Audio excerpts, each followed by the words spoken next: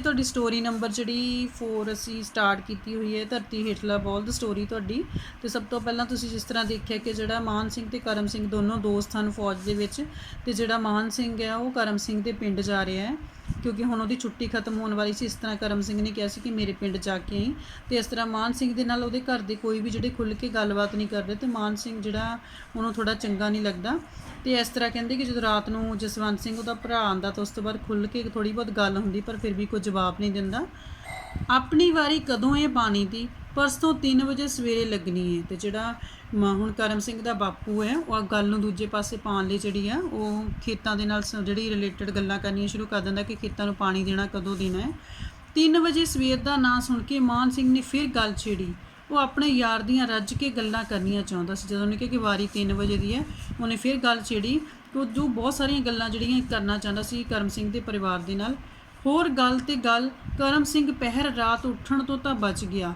ਫੌਜ ਵਿੱਚ ਸਵੇਰੇ ਉੱਠਣ ਦਾ ਬੜਾ ਆਲਸ ਹੈ ਉਹਨੂੰ, ਸਾਰਿਆਂ ਤੋਂ ਪਿੱਛੋਂ ਉੱਠਦਾ ਹੈ। ਤੇ ਫਿਰ ਉਹਨੇ ਗੱਲ ਸ਼ੁਰੂ ਕੀਤੀ, ਕਹਿੰਦੇ ਕਿ ਉਹਨੂੰ ਤੜਕੇ ਜਿਹੜਾ ਆ ਜਲਦੀ ਜਿਲੇ ਉੱਠਣਾ ਪੈਂਦਾ ਫੌਜ ਦੇ ਵਿੱਚ, ਤੇ ਕਹਿੰਦੇ ਕਿ ਬਹੁਤ ਆਲਸ ਕਰਦਾ ਸੀ, ਸਾਰਿਆਂ ਤੋਂ ਆਖਰ ਦੇ ਵਿੱਚ ਉੱਠਦਾ ਸੀ। ਪਰ ਇੱਥੇ ਕਹਿੰਦੇ ਕਿ ਹੁਣ ਲੜਾਈ ਦੇ ਵਿੱਚ ਇੱਦਾਂ ਦਾ ਕੋਈ ਚੱਕਰ ਨਹੀਂ ਹੈ। ਇਸ ਨਾਲ ਵੀ ਕਿਸੇ ਦਾ ਉਤਸ਼ਾਹ ਨਾ ਜਾਗਿਆ, ਕਹਿੰਦੇ ਕਿਸੇ 'ਚ ਇੱਛਾ ਨਹੀਂ ਜਾਗੀ ਕੋਈ ਜਾਣਨ ਦੀ ਕਿ ਹਾਂ ਅੱਗੇ ਕੋਈ ਕੁਐਸਚਨ ਕਰੇ। ਸਾਰੇ ਕਹਿੰਦੇ ਚੁੱਪਚਾਪ ਬੈਠੇ ਰਹੇ। ਫਿਰ ਰੋਟੀ ਆਈ, ਉਹਨਾਂ ਕਾਫੀ ਉਚੇਚ ਕੀਤਾ ਸੀ। ਉਚੇਚ ਹੁੰਦਾ ਮਤਲਬ ਖਾਸ ਪ੍ਰਬੰਧ ਕਰਨਾ, ਕਿਸੇ ਦੇ ਆਏ ਗਏ ਤੇ ਰਿਸ਼ਤੇਦਾਰ ਤੇ ਅਸੀਂ ਜੋ ਖਾਣ ਪੀਣ ਦਾ ਪ੍ਰਬੰਧ ਕਰਦੇ ਨੂੰ ਉਚੇਚ ਕਿਹਾ ਜਾਂਦਾ ਹੈ। ਨਾਲ ਨਾਲ ਜਸਵੰਤ ਉਹਨੂੰ ਰੋਟੀ ਖਾਂਦੇ ਨੂੰ ਪੱਖਾ ਝੱਲ ਰਿਹਾ ਸੀ, ਕਹਿੰਦੇ ਕਿ ਉਹਦੀ ਪੂਰੀ ਸੇਵਾ ਕਰ ਰਹੇ ਸਨ। ਜਦੋਂ ਰੋਟੀ ਖਾ ਰਹੇ ਸੀ ਉਹਨੂੰ ਪੱਖਾ ਵੀ ਝੱਲ ਰਹੇ ਸਨ। ਉਸ ਦਾ ਇਹ ਖਿਆਲ ਹੈ ਕਿ ਉਸ ਵੱਲ ਧਿਆਨ ਨਹੀਂ ਦੇ ਰਹੇ ਸਨ। ਦਿਲੋਂ ਨਿਕਲ ਗਿਆ, ਉਹਦੇ ਮਨੋਂ ਜਿਹੜੀ ਗੱਲ ਨਿਕਲੀ ਕਿ ਕੋਈ ਮੇਰੇ ਵੱਲ ਧਿਆਨ ਨਹੀਂ ਦੇ ਰਿਹਾ, ਮੇਰੀ ਗੱਲ ਨੂੰ ਕੋਈ ਸੁਣਦਾ ਨਹੀਂ ਹੈ। ਰੋਟੀ ਖਾਂਦਿਆਂ ਖਾਂਦਿਆਂ ਕਰਮ ਸਿੰਘ ਦਾ ਨਿੱਕਾ ਜਿਹਾ ਮੁੰਡਾ ਟੁਰਦਾ ਟੁਰਦਾ ਮਾਨ ਸਿੰਘ ਦੀ ਮੰਜੀ ਕੋਲ ਆ ਗਿਆ। ਜੇ ਉਹ ਹੋਰ ਕਿਸੇ ਨਾਲ ਕਰਮ ਸਿੰਘ ਦੀਆਂ ਗੱਲਾਂ ਨਹੀਂ ਕਰ ਸਕਦਾ ਤਾਂ ਉਹਦੇ ਮੁੰਡੇ ਨਾਲ ਤਾਂ ਕਰ ਸਕਦਾ ਸੀ ਨਾ। ਮਾਨ ਸਿੰਘ ਨੇ ਉਸ ਨੂੰ ਪੁੱਛੜ ਚੁੱਕ ਲਿਆ। ਤੇ ਕਹਿੰਦੇ ਕਿ ਰੋਟੀ ਖਾਂਦੇ ਖਾਂਦੇ ਜਦੋਂ ਕਰਮ ਸਿੰਘ ਦਾ ਛੋਟਾ ਜਿਹਾ ਮੁੰਡਾ ਉਹਦੇ ਕੋਲ ਤੁਰਦਾ ਹੋਇਆ ਆ, ਹੁਣ ਜਿਹੜਾ ਆ ਮਾਨ ਸਿੰਘ ਉਹਦੇ ਦਿਮਾਗ 'ਚ ਗੱਲ ਆਈ, ਕਹਿੰਦੇ ਕਿ ਚਲੋ ਜੇ ਉਹਦੇ ਘਰ ਦੇ ਜਿਹੜੇ ਵੱਡੇ ਮੇਰੇ ਨਾਲ ਗੱਲ ਨਹੀਂ ਕਰਦੇ ਕਰਮ ਸਿੰਘ ਬਾਰੇ, ਚੱਲ ਮੈਂ ਉਹਦੇ ਮੁੰਡੇ ਨਾਲ ਹੀ ਕੋਈ ਗੱਲ ਕਰ ਲਵਾਂ। ਉਹਨੇ ਉਹਨੂੰ ਜਿਹੜਾ ਆ ਠੀਕ ਹੈ ਗੋਦੀ ਚੁੱਕਿਆ। ਓਏ ਆਪਣੇ ਬਾਪੂ ਕੋਲ ਚੱਲਣਾ ਹੀ, ਜਾਣਾ ਹੀ ਤਾਂ ਚੱਲ ਮੇਰੇ ਨਾਲ, ਬੜਾ ਮੀਂਹ ਪੈਂਦਾ ਹੈ ਉੱਥੇ, ਪਾਣੀ ਵਿੱਚ ਤੁਰਿਆ ਫਿਰੀ। ਉਹ ਕਹਿੰਦਾ ਕਿ ਆਪਣੇ ਕਹਿੰਦਾ ਕਿ ਤੂੰ ਜਾਣਾ ਹੈ ਆਪਣੇ ਬਾਪੂ ਦੇ ਕੋਲ, ਕਹਿੰਦਾ ਜਾਣਾ ਤੇ ਚੱਲ, ਕਹਿੰਦਾ ਕਿ ਉੱਥੇ ਬਹੁਤ ਮੀਂਹ ਪੈਂਦਾ। ਸਿਰਫ ਉਹਦੇ ਨਾਲ ਗੱਲਾਂ ਕਰਨ ਦੀ ਖਾਤਰ ਉਸਨੇ ਜਿਹੜੀ ਇਹ ਵਰਡਿੰਗ ਬੋਲੀ ਹੈ, ਇਸ ਤਰ੍ਹਾਂ ਦੀ ਗੱਲ ਜਿਹੜੀ ਉਸਨੇ ਕਹੀ ਹੈ। ਮਾਨ ਸਿੰਘ ਦੀ ਇਹ ਗੱਲ ਬਾਪੂ ਨੂੰ ਸੂਲ ਵਾਂਗ ਚੁੱਭੀ। ਸੂਲ ਮਤਲਬ ਕੋਈ ਜਿਹੜੀ ਤਿੱਖੀ ਚੀਜ਼ ਨੂੰ ਕੰਡੇ ਵੀ ਕਹਿ ਦਿੰਦੇ ਆ, ਜਿੱਦਾਂ ਕੋਈ ਚੀਜ਼ ਚੁੱਭਦੀ ਹੈ ਤਾਂ ਸਾਨੂੰ ਜਿਹੜਾ ਦਰਦ ਮਹਿਸੂਸ ਹੁੰਦਾ, ਐਦਾਂ ਕਹਿੰਦੇ ਗੱਲ ਜਿਹੜੀ ਉਹਨੂੰ ਉਸ ਗੱਲ ਨੇ ਮਤਲਬ ਕਿ ਬਾਪੂ ਜਿਹੜਾ ਉਹਨੂੰ ਦੁਖੀ ਕਰ ਦਿੱਤਾ। ਆ ਫੜ ਲੈ ਮੁੰਡੇ ਨੂੰ ਉੱਧਰ ਰੱਖ, ਰੋਟੀ ਤਾਂ ਖਾ ਲੈਣ ਦਿਆ ਕਰੋ ਆਰਾਮ ਨਾਲ, ਬਾਪੂ ਨੇ ਜ਼ਰਾ ਤੇਜ਼ ਹੋ ਕੇ ਕਿਹਾ। ਤੇ ਬੇਬੇ ਆ ਕੇ ਮੁੰਡਾ ਚੁੱਕ ਕੇ ਲੈ ਗਏ। ਤੇ ਇਸ ਤਰ੍ਹਾਂ ਕਹਿੰਦੇ ਕਿ ਉਹਨੇ ਜਿਹੜਾ ਮੁੰਡੇ ਦੇ ਨਾਲ ਵੀ ਕੋਈ ਗੱਲ ਨਾ ਕਰੇ ਮਾਨ ਸਿੰਘ ਅੱਗੇ, ਇਸ ਕਰਕੇ ਉਹਨਾਂ ਨੇ ਮੁੰਡੇ ਨੂੰ ਜਿਹੜਾ ਅੰਦਰ ਭੇਜ ਦਿੱਤਾ। ਹੁਣ ਤੇ ਘਰ ਦੀ ਹਵਾ ਵਿੱਚ ਮਾਨ ਸਿੰਘ ਨੂੰ ਸਾਹ ਲੈਣਾ ਔਖਾ ਹੋ ਰਿਹਾ ਸੀ। ਕਹਿੰਦਾ ਕਿ ਹੁਣ ਤੁਹਾਨੂੰ ਇੱਦਾਂ ਦਾ ਮਾਹੌਲ ਲੱਗ ਰਿਹਾ ਸੀ ਕਿ ਮੈਂ 1 ਮਿੰਟ ਵੀ ਇੱਥੇ ਨਾ ਰਹਾਂ, ਕਿਉਂਕਿ ਕੋਈ ਵੀ ਜਿਹੜਾ ਗੱਲ ਕਰਨੇ ਨੂੰ ਤਿਆਰ ਨਹੀਂ ਸੀਗਾ, ਕੁਛ ਵੀ ਜਿਹੜਾ ਉਹਦੀਆਂ ਗੱਲਾਂ ਸੁਣਨੇ ਨੂੰ ਤਿਆਰ ਨਹੀਂ ਸੀ। ਇੱਧਰ ਦਾ ਪੈਂਡਾ ਮੁਕਾ ਕੇ, ਪੈਂਡਾ ਮਤਲਬ ਹੁੰਦਾ ਸਫ਼ਰ, ਜਿਹੜਾ ਰਸਤਾ ਹੁੰਦਾ, ਕਹਿੰਦਾ ਖ਼ਤਮ ਕਰਕੇ ਉਹਦਾ ਛੇਤੀ ਛੇਤੀ ਮੁੜਨ ਨੂੰ ਜੀ ਕਰਦਾ, ਉਹਦਾ ਮਨ ਕਰਦਾ ਸੀ ਕਿ ਮੈਂ ਜਲਦੀ ਜਲਦੀ ਜਿਹੜਾ ਉਹ ਵਾਪਸ ਚਲਾ ਜਾਵਾਂ। ਉਸਨੇ ਆਪਣੇ ਅਗਲੇ ਦਿਨ ਦੇ ਚੱਕਰ ਬਾਰੇ ਪੁੱਛ ਗਿੱਛ ਆਰੰਭੀ। ਉਹਨੇ ਜਿੱਦਾਂ ਮਾਨ ਸਿੰਘ ਨੂੰ ਕਰਮ ਸਿੰਘ ਨੇ ਕਿਹਾ ਸੀ ਕਿ ਉੱਥੇ ਬਹੁਤ ਗੁਰਦੁਆਰੇ ਹੈ, ਤੂੰ ਜ਼ਰੂਰ ਉੱਥੇ ਜਾ ਕੇ ਆਈ। ਅਤੇ ਉਹਨੇ ਹੁਣ ਪੁੱਛਿਆ ਕਿ ਮੈਂ ਅਗਲੇ ਦਿਨ ਜਿੱਦਾਂ ਜਾਣਾ ਅਤੇ ਕਿਸ ਤਰ੍ਹਾਂ, ਕਿੰਨੀ ਕੁ ਦੂਰੀ 'ਤੇ, ਜਾਂ ਮੈਂ ਕਿੱਦਾਂ ਜਾਵਾਂ, ਇੱਥੋਂ ਤਰਨ ਤਾਰਨ ਕਿੰਨਾ ਹੈ, ਕਿ ਤਰਨ ਤਾਰਨ ਜਿਹੜਾ ਗੁਰਦੁਆਰਾ ਕਿੰਨੀ ਦੂਰ ਹੈ। 4 ਕੋ ਪੈਂਡਾ ਹੈ, ਅਤੇ ਮਤਲਬ ਕਿ ਟਾਂਗਾ ਮਿਲ ਜਾਂਦਾ ਹੋਵੇਗਾ ਸਵੇਰੇ ਸਵੇਰੇ ਹੀ। ਕਹਿੰਦਾ ਕਿ ਟਾਂਗਾ ਜਾਣ ਲਈ ਮੈਨੂੰ ਮਿਲ ਜਾਏਗਾ। ਉਹਨੇ ਪੁੱਛਿਆ ਉਹਦੇ ਘਰਦਿਆਂ ਤੋਂ, ਟਾਂਗਿਆਂ ਟੂੰਗਿਆਂ ਦਾ ਕੋਈ ਫਿਕਰ ਨਾ ਕਰ ਤੂੰ, ਜਸਵੰਤ ਨੂੰ ਤੇਰੇ ਨਾਲ ਘੱਲਾਂਗੇ, ਦੋਵੇਂ ਭਰਾ ਇਕੱਠੇ ਹੀ ਮੱਥਾ ਟੇਕ ਆਇਓ ਸਾਰੇ। ਅਤੇ ਉਹਦਾ ਜਿਹੜਾ ਕਰਮ ਸਿੰਘ ਦਾ ਬਾਪੂ ਹੈ ਕਹਿੰਦੇ ਕਿ ਤੂੰ ਟਾਂਗੇ ਦੀ ਟੈਨਸ਼ਨ ਨਾ ਲੈ, ਤੈਨੂੰ ਜਸਵੰਤ ਨੂੰ ਨਾਲ ਭੇਜਾਂਗੇ, ਦੋਨੋਂ ਭਰਾ ਜਾ ਕੇ ਮੱਥਾ ਟੇਕ ਕੇ ਆਇਓ। ਇਸ ਗੱਲ 'ਤੇ ਮਾਨ ਸਿੰਘ ਰਾਜ਼ੀ ਸੀ। ਜਸਵੰਤ ਐਡਾ ਘੁੱਟਿਆ ਹੋਇਆ ਬੰਦਾ ਨਹੀਂ ਸੀ। ਇਹ ਗੱਲ ਤਾਂ ਮਾਨ ਸਿੰਘ ਨੂੰ ਵੀ ਪਤਾ ਸੀ, ਕਿਉਂਕਿ ਕਰਮ ਸਿੰਘ ਨੇ ਜਿਹੜਾ ਜਸਵੰਤ ਸਿੰਘ ਬਾਰੇ ਸਾਰਾ ਕੁਝ ਦੱਸਿਆ ਸੀਗਾ ਕਿ ਕਿੱਦਾਂ ਦਾ ਖੁੱਲ੍ਹ ਕੇ ਗੱਲਬਾਤ ਕਰਨ ਵਾਲਾ। ਅਤੇ ਹੁਣ ਅੱਜ ਜਿਹੜਾ ਗੱਲਬਾਤ ਨਹੀਂ ਸੀ ਕਰ ਰਿਹਾ, ਉਹਨੂੰ ਲੱਗਦਾ ਸੀ ਕਿ ਨਹੀਂ ਇਸ ਤਰ੍ਹਾਂ ਦਾ ਕੋਈ ਤਾਂ ਜਿਹੜਾ ਰੀਜ਼ਨ ਉਹਦਾ ਹੋਏਗਾ ਕਿ ਜਿਹੜਾ ਬੋਲ ਨਹੀਂ ਰਿਹਾ। ਪਰ ਮਾਨ ਸਿੰਘ ਦੇ ਨਾਲ ਟੁਰਦਿਆਂ ਉਸ ਨੂੰ ਕੁਝ ਘੁੱਟਿਆ ਹੀ ਗਿਆ। ਕਹਿੰਦੇ ਕਿ ਉਹ ਵੀ ਕੁਝ ਜਿਹੜਾ ਆ ਦੁਬਾਰਾ ਹੁਣ ਮਾਨ ਸਿੰਘ ਨੂੰ ਸੀਗਾ ਕਿ ਜਦੋਂ ਹੁਣ ਅਸੀਂ ਘਰ ਤੋਂ ਬਾਹਰ ਜਾਵਾਂਗੇ ਸ਼ਾਇਦ ਜਸਵੰਤ ਜਿਹੜਾ ਮੇਰੇ ਨਾਲ ਗੱਲਾਂ ਕਰੇਗਾ, ਪਰ ਕਹਿੰਦੇ ਕਿ ਉਹ ਬਾਹਰ ਜਾਂਦਿਆਂ ਵੀ ਕੁਝ ਘੁੱਟਿਆ ਹੀ ਰਿਹਾ, ਖੁੱਲ੍ਹ ਕੇ ਗੱਲਬਾਤ ਨਹੀਂ ਕੀਤੀ। ਜਿਹੜੇ ਜਾਣੂ ਬੰਦੇ ਉਹਨੂੰ ਰਾਹ ਵਿੱਚ ਮਿਲਦੇ ਉਹ ਉਹਨਾਂ ਨੂੰ ਦੂਰੋਂ ਹੀ ਫਤਿਹ ਬੁਲਾ ਕੇ ਗਾਂਹ ਤੁਰ ਪੈਂਦਾ। ਹੁਣ ਪਿੰਡ ਦੇ ਜਿਹੜੇ ਵੀ ਜਾਣਦੇ ਬੰਦੇ ਮਿਲਦੇ ਸੀ ਉਹ ਸਿਰਫ ਫਤਿਹ ਬੁਲਾ ਕੇ ਜਿਹੜਾ ਹੈ ਵਿਸ਼ ਕਰਕੇ ਅੱਗੇ ਚਲਾ ਜਾਂਦਾ, ਅੱਗੇ ਕੋਈ ਗੱਲਬਾਤ ਨਹੀਂ ਉਹਨਾਂ ਨਾਲ ਕਰਦਾ। ਭਾਵੇਂ ਮਾਨ ਸਿੰਘ ਦਾ ਜੀ ਕਰਦਾ ਸੀ ਕਿ ਉਹ ਆਪ ਖਲੋ ਕੇ ਲੋਕਾਂ ਨਾਲ ਗੱਲਾਂ ਬਾਤਾਂ ਕਰੇ, ਉਸਨੇ ਕਿਹੜਾ ਰੋਜ਼-ਰੋਜ਼ ਇਸ ਪਾਸੇ ਆਉਣਾ। ਉਹਦਾ ਮਨ ਕਰਦਾ ਸੀ ਕਿ ਉਹ ਕਰਮ ਸਿੰਘ ਦੇ ਪਿੰਡ ਦੇ ਲੋਕਾਂ ਨਾਲ ਵੀ ਗੱਲਾਂ ਬਾਤਾਂ ਕਰੇ, ਕਰਮ ਸਿੰਘ ਬਾਰੇ ਵੀ ਦੱਸੇ, ਪਰ ਇਸ ਕਰਕੇ ਕਿਉਂਕਿ ਉਹਨੇ ਕਿਹੜਾ ਇੱਥੇ ਹੋਰ ਅੱਗੇ ਦੁਬਾਰਾ ਬਾਰ-ਬਾਰ ਇੱਥੇ ਆਉਣਾ, ਜੇ ਬੜੀ ਮੁਸ਼ਕਿਲ ਦੇ ਨਾਲ ਜਿੱਦਾਂ ਉਹ ਆਇਆ। ਕਰਮ ਸਿੰਘ ਨੇ ਤਾਂ ਬੜਾ ਜਸ ਖੱਟਿਆ ਇਹ ਫੌਜ ਵਿੱਚ। ਹੁਣ ਉਹ ਜਿਹੜਾ ਮਾਨ ਸਿੰਘ ਹੈ ਉਹ ਹੁਣ ਕਰਮ ਸਿੰਘ ਦੇ ਭਰਾ ਜਸਵੰਤ ਨਾਲ ਗੱਲਾਂ ਕਰਦਾ ਤੁਰਿਆ ਜਾ ਰਿਹਾ। ਜਸ ਕਹਿੰਦੇ ਕਿ ਉਹਨੇ ਫੌਜ 'ਚ ਬਹੁਤ ਪ੍ਰਸਿੱਧੀ ਮਸ਼ਹੂਰੀ ਹਾਸਲ ਕੀਤੀ ਹੈ, ਤੂੰ ਕਿਉਂ ਨਾ ਫੌਜ ਵਿੱਚ ਗਿਆ। ਮਾਨ ਸਿੰਘ ਨੇ ਫਿਰ ਕਰਮ ਸਿੰਘ ਨੂੰ ਅੱਗੇ ਲੈ ਆਂਦਾ। ਹੁਣ ਬਾਰ-ਬਾਰ ਕਰਮ ਸਿੰਘ ਦੀ ਗੱਲ ਕਰਨਾ ਚਾਹੁੰਦਾ ਸੀ, ਤੁਰਿਆ ਹੋਇਆ ਵੀ ਇਹੀ ਕਹਿੰਦੇ ਕਿ ਤੂੰ ਕਿਉਂ ਨਹੀਂ ਫੌਜ ਦੇ ਵਿੱਚ ਗਿਆ। ਜਸਵੰਤ ਇੱਕਦਮ ਇਕੱਠਾ ਹੋ ਗਿਆ, ਇੱਕਦਮ ਜਿੱਦਾਂ ਬੰਦਾ ਜਿਹੜਾ ਆ ਕੋਈ ਇੱਦਾਂ ਦੀ ਗੱਲ ਸੁਣ ਕੇ ਠੀਕ ਹੈ ਉਦਾਸ ਪਰੇਸ਼ਾਨ ਹੋ ਜਾਂਦਾ ਹੈ, ਜਿਵੇਂ ਕੋਈ ਚੋਰੀ ਕਰਦਾ ਫੜਿਆ ਜਾਂਦਾ। ਕੁਝ ਠਹਿਰ ਕੇ ਉਸਨੇ ਕਿਹਾ, ਇੱਕ ਥੋੜਾ ਹੈ ਫੌਜ। ਥੋੜੀ ਦੇਰ ਬਾਅਦ ਬੋਲਿਆ, ਕਹਿੰਦੇ ਕਿ ਇੱਕੋ ਹੀ ਬਹੁਤ ਹੈ ਫੌਜ ਵਿੱਚ, ਦੂਸਰੇ ਬੰਦੇ ਦੀ ਕੀ ਜ਼ਰੂਰਤ ਹੈ। ਚਰੀਆਂ ਕਮਾਦ ਕਿੱਡੇ ਹੋ ਗਏ ਨੇ ਆਪਣੇ ਵੱਲ। ਇੱਕ ਚਰੀ ਦੀ ਪੈਲੀ ਕੋਲੋਂ ਲੰਘਦਿਆਂ ਜਸਵੰਤ ਨੇ ਗੱਲ ਜਲਾਈ। ਪੈਲੀ ਦਾ ਮਤਲਬ ਹੁੰਦਾ ਖੇਤ, ਚਰੀ ਜਿੱਦਾਂ ਪਸ਼ੂਆਂ ਨੂੰ ਪਾਇਆ ਜਾਣ ਵਾਲਾ ਚਾਰਾ ਵਗੈਰਾ ਜਿਹਨੂੰ ਚਰੀ ਵਿੱਚ ਹੁੰਦੀ ਹੈ ਜੇ ਠੀਕ ਹੈ। ਤੇ ਕਹਿੰਦੇ ਕਿ ਉਹਦੇ ਖੇਤਾਂ ਕੋਲੋਂ ਲੰਘਦੇ ਜਸਵੰਤ ਕਹਿੰਦਾ ਦੇਖ ਕਮਾਦ ਕੀ ਹੁੰਦਾ, ਗੰਨੇ ਦੇ ਖੇਤ। ਕਹਿੰਦੇ ਕਿ ਉਹਨੇ ਜਿਹੜਾ ਜਸਵੰਤ ਨੇ ਗੱਲ ਘੁਮਾ ਕੇ ਗਿਆ, ਕਹਿੰਦੇ ਕਿ ਦੇਖ ਚਰੀਆਂ ਕਮਾਦ ਸਾਡੇ ਵੱਲ ਕਿੰਨੇ ਵੱਡੇ ਹੋ ਗਏ। ਉਹ ਕਰਮ ਸਿੰਘ ਦੀ ਗੱਲ ਨਹੀਂ ਸੀ ਕਰਨਾ ਚਾਹੁੰਦਾ, ਇਸੇ ਕਰਕੇ ਦੂਸਰੇ ਪਾਸੇ ਉਹਨੇ ਧਿਆਨ ਪਾਇਆ। ਬੰਦੇ ਜਿੱਡੇ ਖੜੇ ਨੇ, ਪਰ ਉਸਦਾ ਦਿਲ ਇਸ ਗੱਲ ਵਿੱਚ ਨਹੀਂ ਸੀ।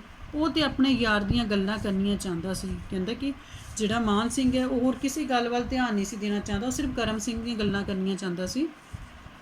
ਪਿੰਡ ਮੁੜ ਕੇ ਮਾਨ ਸਿੰਘ ਪਿਛਾਂਹ ਜਾਣ ਦੀਆਂ ਸਲਾਹਾਂ ਵੀ ਸੀ। ਹੁਣ ਜਦੋਂ ਗੁਰਦੁਆਰੇ ਜਿੱਥੇ ਕਿਹਾ ਸੀ ਕਰਮ ਸਿੰਘ ਨੇ, ਜਦੋਂ ਵਾਪਸ ਮਾਨ ਸਿੰਘ ਜਿਹੜਾ ਆ ਹੁਣ ਗੁਰਦੁਆਰੇ ਦੇਖ ਕੇ ਹੁਣ ਵਾਪਸ ਘਰ ਆ ਗਿਆ ਤੇ ਹੁਣ ਆਪਣੇ ਪਿੰਡ ਜਾਣ ਦੀ ਤਿਆਰੀ ਦੇ ਵਿੱਚ ਸੀਗਾ। ਅੰਮ੍ਰਿਤਸਰੋਂ ਰਾਤ ਦੀ ਗੱਡੀ ਚੜ੍ਹ ਕੇ ਉਹ ਸਵੇਰ ਵੇਲੇ ਪਿੰਡ ਅੱਪੜ ਸਕਦਾ ਸੀ ਕਿ ਰਾਤ ਨੂੰ ਗੱਡੀ ਬੈਠੇਗਾ ਤਾਂ ਸਵੇਰੇ ਪਹੁੰਚ ਜਾਏਗਾ ਆਪਣੇ ਪਿੰਡ। ਭਾਵੇਂ ਆਪੋ ਆਪਣੀ ਥਾਂ ਹੀ ਸਾਰਿਆਂ ਨੇ ਉਸ ਲਈ ਕਾਫੀ ਉਚੇਚ ਕੀਤੀ, ਸਾਰਿਆਂ ਨੇ ਕਹਿੰਦੇ ਖਾਸ ਤੌਰ 'ਤੇ ਉਹਦੇ ਲਈ ਪ੍ਰਬੰਧ ਹਰ ਤਰ੍ਹਾਂ ਦਾ ਕੀਤਾ ਸੀ, ਪਰ ਉਸਨੂੰ ਇਸ ਵਾਰੀ ਇਸ ਫੇਰੇ ਤੋਂ ਉਮੀਦ ਤੋਂ ਘੱਟ ਸਵਾਦ ਆਇਆ। ਪਰ ਜਿੰਨਾ ਨੂੰ ਲੱਗਦਾ ਸੀਗਾ ਕਿ ਮੈਂ ਜਿਹੜਾ ਇਹ ਘੁੰਮ ਕੇ ਜਾਵਾਂਗਾ, ਇੱਥੇ ਫੇਰਾ ਲਗਾ ਕੇ ਜਾਵਾਂਗਾ ਇਸ ਘਰ ਦੇ ਵਿੱਚ, ਕਿ ਮੈਨੂੰ ਜਿੱਦਾਂ ਮੇਰਾ ਮਨ ਜ਼ਿਆਦਾ ਖੁਸ਼ ਹੋ ਗਿਆ, ਪਰ ਕਹਿੰਦੇ ਕਿ ਓਨਾ ਨਹੀਂ ਹੋਇਆ। ਇਸ ਵੇਲੇ ਵੀ ਅੰਦਰ ਉਸ ਲਈ ਚਾਹ ਤਿਆਰ ਹੋ ਰਹੀ ਸੀ। ਡਿਉੜੀ ਵਿੱਚ ਇਕੱਲਾ ਬੈਠਾ ਸੀ, ਡਿਉੜੀ 'ਚ ਕਹਿੰਦੇ ਸਾਹਮਣੇ ਇਕੱਲਾ ਬੈਠਾ ਸੀ, ਤਾਂ ਅੰਦਰ ਜਾਣ ਤੋਂ ਪਹਿਲਾਂ ਉਹਨੂੰ ਚਾਹ ਜਿਹੜੀ ਆ ਉਹ ਪਿਲਾਈ ਜਾਣੀ ਸੀ, ਉਹ ਵੀ ਤਿਆਰੀ ਹੋ ਰਹੀ ਸੀ। ਸਾਹਮਣੇ ਗਲੀ ਵਿੱਚ ਝੋਲਾ ਗਲ ਵਿੱਚ ਲਮਕਾਈ ਡਾਕੀਆ ਤੁਰਿਆ ਆਉਂਦਾ ਸੀ। ਕਹਿੰਦੇ ਕਿ ਹੁਣ ਸਾਹਮਣੇ ਦੇਖਿਆ ਕਿ ਜਿਹੜਾ ਡਾਕੀਆ ਹੈ ਡਾਕ ਲੈ ਕੇ ਆ ਰਿਹਾ ਤੁਰਿਆ ਹੋਇਆ ਅੰਦਰ। ਪਹਿਲਾਂ ਤਾਂ ਇਸ ਤਰ੍ਹਾਂ ਲੱਗਾ ਜਿਵੇਂ ਤੁਰਦਾ ਸਿੱਧਾ ਹੀ ਅੰਦਰ ਅੱਗੇ ਲੰਘ ਜਾਵੇਗਾ, ਪਰ ਫਿਰ ਉਹ ਡਿਉੜੀ ਵਿੱਚ ਆ ਕੇ ਮੰਜੀ 'ਤੇ ਬੈਠ ਗਿਆ। ਕਹਿੰਦੇ ਪਹਿਲਾਂ ਤਾਂ ਲੱਗਿਆ ਕਿ ਸਿੱਧਾ ਅੰਦਰ ਲੰਘ ਜਾਊਗਾ, ਪਰ ਫਿਰ ਦੁਬਾਰਾ ਜਿੱਥੇ ਮਾਨ ਸਿੰਘ ਬੈਠਾ ਸੀ ਉਹਦੇ ਕੋਲ ਆ ਕੇ ਬੈਠ ਗਿਆ। ਕੀ ਲਿਆਏ ਹੋ? ਲਿਆਉਣਾ ਕੀ ਏ? ਆ ਪੈਨਸ਼ਨ ਆਈ ਹੈ ਵਿਚਾਰੇ ਕਰਮ ਸਿੰਘ ਦੀ ਪੈਨਸ਼ਨ। ਕਰਮ ਸਿੰਘ ਮਾਰਿਆ ਗਿਆ। ਤੇ ਹੁਣ ਜਿਹੜਾ ਡਾਕੀਆ ਉਹ ਦੱਸਦਾ, ਕਹਿੰਦੇ ਕਿ ਮੈਂ ਕੀ ਲੈ ਕੇ ਆਣਾ। ਕਹਿੰਦੇ ਕਿ ਮੈਂ ਤਾਂ ਜਿਹੜੀ ਪੈਨਸ਼ਨ ਲੈ ਕੇ ਆਇਆ ਕਰਮ ਸਿੰਘ ਦੀ। ਫਿਰ ਉਹ ਹੈਰਾਨ ਹੋ ਜਾਂਦਾ ਮਾਨ ਸਿੰਘ, ਕਹਿੰਦਾ ਕਿ ਕਰਮ ਸਿੰਘ ਮਾਰਿਆ ਗਿਆ।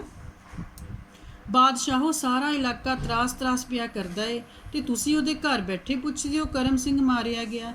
ਚਿੱਠੀ ਆਇਆ ਤੇ ਅੱਜ 15 ਦਿਨ ਹੋ ਗਏ। ਕਹਿੰਦੇ ਕਿ ਸਾਰਾ ਇਲਾਕਾ ਜਿਹੜਾ ਇਸ ਟਾਈਮ ਦੁੱਖ ਦੇ ਵਿੱਚ ਹੈ ਤੇ ਉਹਦੇ ਦੁੱਖ ਦੀ ਜਿਹੜਾ ਦੁੱਖ ਮਨਾ ਰਿਹਾ ਉਹਦੇ ਮਰਨ ਦਾ। ਕਹਿੰਦੇ ਤੁਹਾਨੂੰ ਘਰ ਬੈਠਿਆਂ ਨੂੰ ਨਹੀਂ ਪਤਾ ਕਿ ਉਹ ਮਰ ਗਿਆ। ਦੋ ਕੁ ਵਾਰ ਮਾਨ ਸਿੰਘ ਦਾ ਸਾਹ ਕਾਲਾ ਜਿਹਾ ਆਇਆ, ਸਿਰ ਤੇ ਨੱਕ ਤੋਂ ਉਤਲੇ ਹਿੱਸੇ ਦੀ ਇੱਕ ਮੁੱਠੀ ਜਿਹੀ ਮਿੱਟੀ ਗਈ, ਅੱਖਾਂ ਰਾਹੀਂ ਪਾਣੀ ਨੁਚੜਨ ਲੱਗਾ। ਤੇ ਇਸ ਤਰ੍ਹਾਂ ਕਹਿੰਦੇ ਕਿ ਉਹਦਾ ਮਨ ਜਿਹੜਾ ਆ ਖਰਾਬ ਹੋ ਗਿਆ, ਉਸ ਟਾਈਮ ਉਦਾਸ ਹੋ ਗਿਆ, ਦੁੱਖ ਦੇ ਵਿੱਚ ਉਹਨੂੰ ਸਾਹ ਵੀ ਜਿਹੜਾ ਠੀਕ ਹੈ ਕਾਲਾ ਆ ਰਿਹਾ ਸੀ। ਤੇ ਇਸ ਤਰ੍ਹਾਂ ਕਹਿੰਦੇ ਕਿ ਉਹਦੀ ਅੱਖਾਂ ਦੇ ਵਿੱਚੋਂ ਪਾਣੀ ਜਿਹੜਾ ਉਹ ਨਿਕਲਣ ਲੱਗਾ, ਕਿਉਂਕਿ ਹੁਣ ਜਦ ਮਾਨ ਸਿੰਘ ਨੂੰ ਕਰਮ ਸਿੰਘ ਦੀ ਮੌਤ ਦੇ ਬਾਰੇ ਪਤਾ ਲੱਗਿਆ। ਕਰਮ ਸਿੰਘ ਦਾ ਘਰ ਅੰਦਰ ਗਿਆ ਹੋਇਆ ਉਹਦਾ ਪਿਤਾ, ਉਹਦਾ ਨਿੱਕਾ ਜਿਹਾ ਮੁੰਡਾ ਉਸ ਨੂੰ ਰੋਣ ਵਿੱਚ ਮਦਦ ਦੇ ਰਿਹਾ ਸਨ। ਹੁਣ ਕਹਿੰਦੇ ਘਰ ਦੇ ਅੰਦਰ ਜਿਹੜਾ ਉਹਦਾ ਬਾਪੂ ਗਿਆ ਹੋਇਆ ਸੀ ਉਹ ਵੀ ਵਾਪਸ ਆ ਗਿਆ ਤੇ ਨਿੱਕਾ ਜਿਹਾ ਮੁੰਡਾ ਜਿਹੜਾ ਆ ਹੁਣ ਉਹ ਵੀ ਨਾਲ ਰੋ ਰਹੇ ਸਨ। ਬਾਪੂ ਨੇ ਬਾਹਰੋਂ ਹੀ ਡਾਕੀਆ ਬੈਠਾ ਵੇਖ ਸਮਝ ਲਿਆ ਕਿ ਗੱਲ ਨਿਕਲ ਗਈ, ਮਤਲਬ ਕਿ ਗੱਲ ਬਾਹਰ ਨਿਕਲ ਗਈ ਹੈ। ਜਿਹੜੀ ਗੱਲ ਉਹ ਲੁਕਾਉਣਾ ਚਾਹੁੰਦੇ ਸਨ, ਮਾਨ ਸਿੰਘ ਨੂੰ ਦੱਸਣਾ ਨਹੀਂ ਸੀ ਚਾਹੁੰਦੇ ਕਿ ਕਰਮ ਸਿੰਘ ਦੀ ਮੌਤ ਹੋ ਗਈ, ਤੇ ਹੁਣ ਉਹਨੂੰ ਪਤਾ ਲੱਗ ਗਈ ਹੈ। ਹੁਣ ਭਾਰ ਚੁੱਕੀ ਫਿਰਨ ਦੀ ਕੋਈ ਲੋੜ ਨਹੀਂ। ਕਹਿੰਦੇ ਹੁਣ ਇਸ ਗੱਲ ਨੂੰ ਜਿਹੜਾ ਲੁਕਾਉਣ ਦੀ ਕੋਈ ਜ਼ਰੂਰਤ ਨਹੀਂ। ਅੱਠਾਂ ਪੈਰਾਂ ਦਾ ਦਬਾਅ ਢਿੱਲਾ ਹੋਇਆ, ਅਥਰੂ ਵਗ ਤੁਰੇ। ਜਿਹੜਾ ਇੱਕ ਦਿਨ ਪਹਿਲਾਂ ਦਾ ਉਹਨਾਂ ਨੇ ਆਪਣੇ ਦਿਮਾਗ ਦੇ ਉੱਤੇ ਇਹਨਾਂ ਦੇ ਬੋਝ ਸੀਗਾ ਕਿ ਉਹਨੂੰ ਨਹੀਂ ਦੱਸਣਾ, ਜਿਸ ਤਰ੍ਹਾਂ ਮਰਜ਼ੀ ਹੋਵੇ, ਕਹਿੰਦੇ ਕਿ ਜਿਹੜਾ ਉਹ ਖਤਮ ਹੋ ਗਿਆ ਇੱਕ ਤਰ੍ਹਾਂ ਦੇ ਨਾਲ ਜਿਹੜਾ ਆ। ਤੇ ਕਹਿੰਦੇ ਹੁਣ ਅਥਰੂ ਵਗ ਤੁਰੇ, ਰੋਣ ਲੱਗ ਪਿਆ ਸਾਰੇ। ਦੋਵੇਂ ਢੇਰ 'ਚ ਕੋਲ ਬੈਠੇ ਆਪਣੇ ਆਪ ਨੂੰ ਹੌਲਾ ਕਰਦੇ ਰਹੇ। ਕਹਿੰਦੇ ਆਪਣੇ ਮਨ ਨੂੰ ਹਲਕਾ ਕਰਦੇ ਰਹੇ, ਰੋਂਦੇ ਰਹੇ ਉਹ। ਫਿਰ ਮਾਨ ਸਿੰਘ ਬੋਲਿਆ, ਤੁਸੀਂ ਮੈਨੂੰ ਆਂਦੇ ਕਿਉਂ ਨਾ ਦੱਸਿਆ? ਮਾਨ ਸਿੰਘ ਕਹਿੰਦਾ ਕਿ ਤੁਸੀਂ ਮੈਨੂੰ ਕਿਉਂ ਨਹੀਂ ਦੱਸਿਆ ਕਿ ਕਰਮ ਸਿੰਘ ਦੀ ਮੌਤ ਹੋ ਗਈ ਹੈ। ਹੁਣ ਮਾਨ ਸਿੰਘ ਨੂੰ ਕਿਉਂ ਨਹੀਂ ਪਤਾ ਸੀ ਕਿ ਕਰਮ ਸਿੰਘ ਦੀ ਮੌਤ ਹੋ ਗਈ? ਕਿਉਂਕਿ ਜਦੋਂ ਫੌਜ ਦੇ ਵਿੱਚ ਇੱਧਰ ਛੁੱਟੀ ਆਇਆ ਸੀ ਤੇ ਉਸ ਤੋਂ ਬਾਅਦ ਵਿੱਚ ਕਰਮ ਸਿੰਘ ਦੀ ਮੌਤ ਹੋਈ ਸੀ। ਤੇ ਹੁਣ ਮਾਨ ਸਿੰਘ 1 ਮਹੀਨੇ ਦੀ ਛੁੱਟੀ ਆਇਆ ਸੀ ਤੇ ਹੁਣ ਉਹ ਛੁੱਟੀ ਖਤਮ ਹੋਣ ਵਾਲੀ ਸੀ ਤੇ ਜਾਣ ਵੇਲੇ ਉਹ ਉਹਦੇ ਘਰਦਿਆਂ ਨੂੰ ਮਿਲ ਕੇ ਚੱਲਿਆ ਸੀ। ਐਵੇਂ ਅਸਾਂ ਆਖਿਆ ਕਿ ਮੁੰਡਾ ਛੁੱਟੀ ਆਇਆ, ਇਹਦੀ ਛੁੱਟੀ ਖਰਾਬ ਨਾ ਹੋਵੇ, ਆਪੇ ਛੁੱਟੀ ਕੱਟ ਕੇ ਪਲਟਣ ਵਿੱਚ ਜਾਏਗਾ, ਸੁਣ ਲਏਗਾ। ਹੁਣ ਕਰਮ ਸਿੰਘ ਦਾ ਜਿਹੜਾ ਬਾਪੂ ਹੈ ਉਹ ਕਹਿੰਦਾ ਕਿ ਅਸੀਂ ਕਿਹਾ ਚਲੋ ਕੋਈ ਨਹੀਂ, ਜੇ ਛੁੱਟੀ ਕੱਟ ਕੇ ਜਾਏਗਾ ਇਹਨੂੰ ਉੱਥੇ ਫੌਜ 'ਚ ਜਾ ਕੇ ਪਤਾ ਚੱਲ ਜਾਏਗਾ, ਹੁਣ ਤਾਂ ਕਮ ਸੇ ਕਮ ਆਪਣੀ ਛੁੱਟੀ ਵਧੀਆ ਢੰਗ ਨਾਲ ਬਿਤਾ ਕੇ ਜਾਵੇ। ਫੌਜੀ ਨੂੰ ਛੁੱਟੀ ਪਿਆਰੀ ਹੁੰਦੀ ਹੈ, ਜਿੰਨੀ ਕਰਮ ਸਿੰਘ ਨੂੰ ਪਿਆਰੀ ਸੀ ਓਨੀ ਤੈਨੂੰ ਵੀ ਹੋਊ, ਸਗੋਂ ਬਹੁਤੀ ਹੋਊ। ਬਾਹਰ ਦੇ ਪਿੰਡਾਂ ਦੇ ਲੋਕ ਤਾਂ ਸੌਣ ਦੇ ਜੰਪਲ ਨੇ, ਉਹਨਾਂ ਨੂੰ ਤੇ ਥੋੜਾ ਔਖ ਵੀ ਬਹੁਤਾ ਦਿਸਦਾ ਹੋਊ। ਅਸੀਂ ਗੱਲ ਲੁਕਾਉਣ ਵਿੱਚ ਰਤਾ ਕਾਮਯਾਬ ਨਹੀਂ ਹੋਏ, ਇਵੇਂ ਬੇਸਵਾਦੀ ਹੀ ਕੀਤੀ। ਫਿਰ ਉਹਦੇ ਕਰਮ ਸਿੰਘ ਦਾ ਬਾਪੂ ਵੀ ਪਛਤਾ ਰਿਹਾ ਸੀ, ਕਹਿੰਦਾ ਕਿ ਜੇ ਤੈਨੂੰ ਪਹਿਲਾਂ ਹੀ ਆਉਂਦਿਆਂ ਨੂੰ ਅਸੀਂ ਦੱਸ ਦਿੰਦੇ ਤਾਂ ਚਲੋ ਅਸੀਂ ਕਰਮ ਸਿੰਘ ਦੀਆਂ ਗੱਲਾਂ ਬਹੁਤ ਸਾਰੀਆਂ ਕਰ ਲੈਂਦੇ ਖੁੱਲ੍ਹ ਕੇ। ਐਵੇਂ ਕਹਿੰਦੇ ਬੇਸਵਾਦੀ ਹੋਈ, ਲੁਕਾਉਣ ਵਿੱਚ ਕਾਮਯਾਬ ਵੀ ਨਹੀਂ ਹੋਏ, ਤੈਨੂੰ ਆਖਰ 'ਚ ਪਤਾ ਵੀ ਚੱਲ ਗਿਆ। ਮੁੜਦੇ ਹੋਏ ਮਾਨ ਸਿੰਘ ਨੇ ਮਾਝੇ ਦੇ ਪਿੰਡ ਵੇਖੇ ਜਿਨ੍ਹਾਂ ਦਾ ਬਾਬਾ ਜੰਪਲ ਸੀ, ਮਤਲਬ ਕਰਮ ਸਿੰਘ ਦਾ ਬਾਪੂ ਜਿਹੜਾ ਸੀ। ਇਹਨਾਂ ਦੁਆਲੇ ਬਚਾ ਲਈ ਕਿਲੇ ਕੋਟ ਉਸਰੇ ਹੋਏ ਸਨ, ਥਾਂ ਥਾਂ ਮੜੀਆਂ ਤੇ ਸਮਾਧਾਂ ਸਨ। ਉਹਨੂੰ ਪਤਾ ਲੱਗਦਾ ਸੀ ਕਿ ਜਿੱਥੇ ਦਾ ਮਾਝੇ ਦਾ ਜੰਪਲ ਹੈ, ਕਹਿੰਦੇ ਕਿ ਉੱਥੇ ਬਹੁਤ ਸਾਰੇ ਲੋਕੀ ਜਿਹੜੇ ਉਹਨਾਂ ਨੇ ਬਹਾਦਰੀ ਦੇ ਨਾਲ ਜਿਹੜੇ ਹੈ, ਠੀਕ ਹੈ, ਉਹਨਾਂ ਦੀ ਬਾਅਦ 'ਚ ਮਰਨ ਤੋਂ ਬਾਅਦ ਉਹਨਾਂ ਦੀ ਜਗ੍ਹਾ ਬਣੀਆਂ ਹੋਈਆਂ, ਕਿਲੇ ਬਣੇ ਹੋਏ ਹਨ, ਜਿਹੜੇ ਉਹਨਾਂ ਨੇ ਜਿਹੜੇ ਉਹਨਾਂ ਦਾ ਮੁਕਾਬਲਾ ਕੀਤਾ, ਜਿਹੜੇ ਵੀ ਬਾਹਰੋਂ ਹਮਲਾਵਰ ਵਗੈਰਾ ਆਏ ਸਨ।